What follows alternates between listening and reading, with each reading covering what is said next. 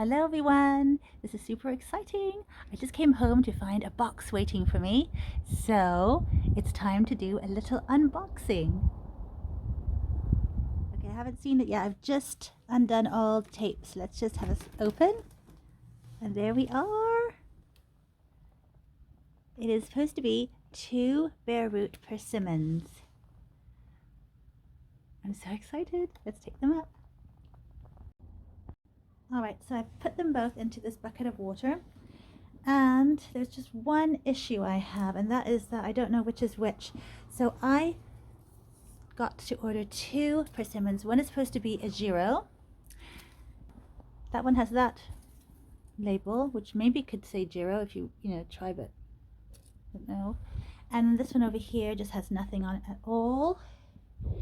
So one is supposed to be a Giro, and the other one is supposed to be a Rojo Brillante. Or something to that extent.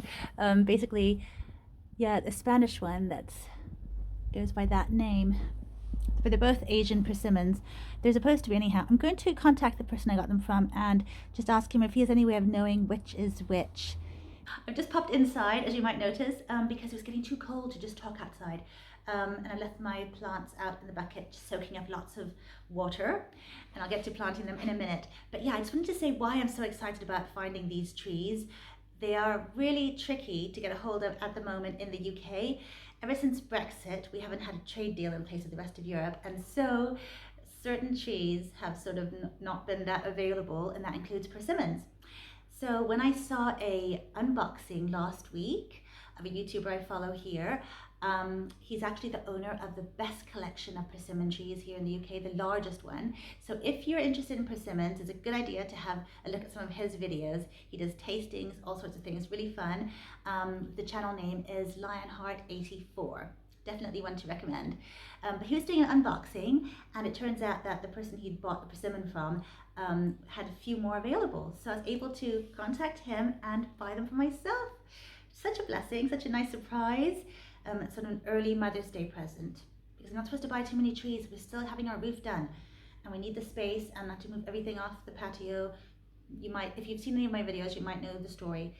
This year is going to be a big roof renovation everywhere, all around the house, the whole roof.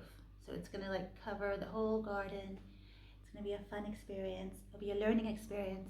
But yes, I'll get back to the trees. Now, I've always wanted to grow persimmons. The first tree I planted when I moved here in 2018 was a persimmon. It was a Fuyu one, and I've been really waiting and looking every year to see if it would flower and fruit, or just flower first. Sometimes they have to flower first and then next year they fruit, just to get ready for it. But we're in 2024 now, so it's the 6th year since I planted it, and I haven't had a single fruit yet. And I've seen videos here on YouTube where people, they plant one and then the next year they have like an abundant harvest. And it was kind of supposed to happen with this one, because it was sold to me saying that it would fruit within 2 years. So that hasn't happened. But last year I had some flower buds for the first time, and I was super excited. But then we had like a mini heat wave. We had the whole of June last year. We didn't have a drop of rain. And I thought, oh, there must be enough water collected in that water table down there for the tree to draw it up with its roots. But that didn't happen, and it just sort of, all the flower buds shriveled up. So that was a lesson learned. Always keep your tree hydrated if you want it to flower. So done with me, and I have regretted it ever since. But this year I know what to do, and I'll definitely, if it flowers, which I really hope it will, it's got a great size to it, beautiful. It's like a really well established, beautiful tree. I'll show you a photo so you can see what I mean, but it's a really nice looking tree. So I'm just looking forward to seeing what happens now, and it's so nice to have these ones. They're all self-fertile, but I think having pollination partners or other ones there always makes them do even better. They like the company, I think. So I'm going to keep these little guys in pots in the first instance, and we'll see how they go. So as they're still quite small, I'm thinking of potting them up into these 2 pots I have here. I've already filled them up with some vermicompost. This is some beautiful stuff that I harvested from my worm farm. Really lovely.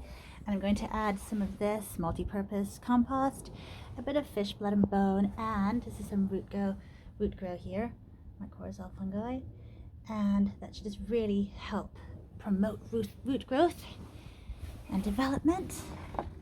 They've been soaking here for a little while now, so I can get them popped out. We're really lucky with the weather because we had freezing temperatures for the last few nights. Went down to -2 last night. Even really cold now, even though we're nearing the end of the day. So it's not going to freeze tonight. It's going to be about, the lowest is going to be 4 degrees Celsius, and then tomorrow it should be 10. Then we might see some more dropping off, but the main thing is that they can get into these pots, and we're in a very sheltered position, so it's nice to keep them here for a year or two, just growing their roots and settling in, and I can find a nice spot for them in the garden next to or near the Fuyu persimmon I already have. Then they can cross-pollinate. Now all these Asian persimmon trees are supposed to be self-fertile, but they always do better, don't they, with a pollination partner. So this is going to be so exciting, and who knows how long it might take, but hopefully the one I do have now will fruit this year, and then these guys can just bide their time and grow strong and eventually fruit. All right, there they both are. I actually planted this one here at a bit of an angle so that the grafted part would be more straight. And this one, I didn't quite do that too. It's really at a funny angle anyhow. But I'll give it a little straightening stick and hopefully that'll help it be nice and straight. It looks good, that one. It's going to be really interesting to see how they grow. Okay, so I've just heard back from the vendor, and the one with the tag is Jiro. Here it is. And this one over here is Roho. There we go. They're all labeled and looking great. So I'm really looking forward to seeing how they grow and how soon they fruit, all that sort of thing. Look behind them, I've got my little quintet of fig trees.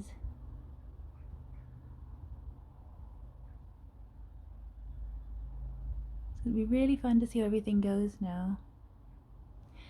But I'll keep these ones here in this nice sort of very protected area. It's also my sunniest spot, really, so I'd like to have them in these pots for as long as possible, and maybe in a year or two, I think I might repot them next year, and then I'll see how long I can keep them in here, maybe for about 2 years, and then put them into the ground, find a good spot for them, and we'll just see how it goes. But it's very exciting to have these amazing new trees that just are so difficult to get a hold of here in the UK. So I'm really thankful and really excited. I hope you enjoyed this. Let me know what you think, and I look forward to seeing you next time. Bye for now.